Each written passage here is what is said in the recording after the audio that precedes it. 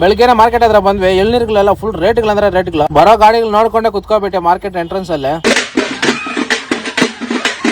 ಮತ್ತೆ ಯಾವ್ದೋ ಸದ್ಯ ನಮ್ಗೆ ಸೂಟ್ ಆಗೋದು ಒಂದು ಮಿಕ್ಸಿಂಗ್ ಕಾಯಿ ಬಂತು. ಎಲ್ಲ ಒಳೋಡೆಲ್ಲ ಮಾಡ್ಕೊಂಡು 500 ರೂಪಾಯಿ ತಲೆ ಮೇಲೆ ಕೆತ್ನಪ್ಪ, ತಲೆಗೆ ಹೊಡಿತಾನೆ. ಹೋಗಿ ಗಸಗಸಿ ಕಿಟಕಿಲ್ಲ ಹೋಗಿ ಮುಳ್ಕೋಬಿಟ್ಟೆ. ಆದ್ರೆ ಅಲ್ಲಿ ನಿದ್ದೆ ಬಂದಿಲ್ಲ. ಮತ್ತೆ ಗಾಡಿದಲ್ಲಿ ಹೋಗಿ ನಿದ್ದೆ ಹೋಗೋಣ ಅಂತ ಹೋದ್ರೆ ಫುಲ್ ಶೆಕೆ ಕುಮ್ತಾ ಐತೆ. ಡಿಪ್ರೆಷನ್ ಮಲ್ಕೊಂಡಿದ್ರೆ ಹೋಗಿರೋ ಕೆಲ್ಸಗಳು ಆಗಲ್ಲ ಅಂತ ಹೋಗಿ ನೆಲ್ಲಿ ಕೆಳಗಡೆ ಇಕ್ಬಿಟ್ಟೆ ತಲೆ ಎತ್ಕೊಂಡೋಗಿ. ಹೋಗಿ ಲಾರಿ ಹತ್ರ ಕುತ್ಕೊಂಡೆ. ಮಸ್ತಾಗಿತ್ತು ಕುತ್ಕೊಳಕ್ ಜಾಗ. ಕುಲ್ಫಿ ಅವ್ನು ಬಂದ. ಕುಲ್ಫಿ ಒಂದು ತಿನ್ಕೊಂಡು ಮಾರ್ಕೆಟ್ ಎಂಟ್ರೆನ್ಸ್ ಹತ್ರ ಹೋದೆ. ನಮ್ ಕಸ್ಟಮರ್ ಏನೋ ನಾವು ಯಾವ್ದಾನ ಎಳ್ನೀರ್ ಸೆಟ್ ಮಾಡೋಣ ಅಂತ ಹೋಗಿ ಅಲ್ಲಿ ನೋಡಿದ್ರೆ ಯಾವ್ದು ಸೆಟ್ಟೇ ಮಾಡಿ ರೇಟ್ಗಳು ಗಗನಾಗ ಏರ್ತಾವೆ.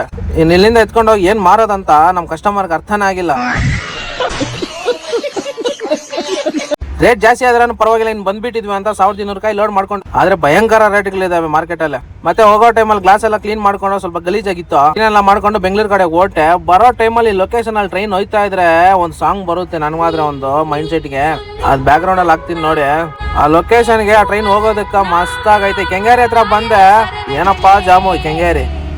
ಬೆಂಗಳೂರಲ್ಲಿ ಆದ್ರೆ ಸಾಯಂಕಾಲ ಬಂದ್ಬಿಟ್ರೆ ಫುಲ್ ಜಾಮ್ ಅಂದ್ರೆ ಜಾಮು. ಯಾರಿಗಾನ ಎಳ್ನೀರ್ ಬೇಕಂದ್ರೆ ಕಾಂಟ್ಯಾಕ್ಟ್ ನಂಬರ್ ಹಾಕಿರ್ತೀನಿ, ಫೋನ್ ಮಾಡಿ. ಇನ್ನು ಅನ್ಲೋಡ್ ಮಾಡ್ಕೊಂಡು ಇನ್ನು ಹೊರಟ್ಬಿಟ್ಟೆ ಏರಿಯಾ ಕಡೆಗೆ.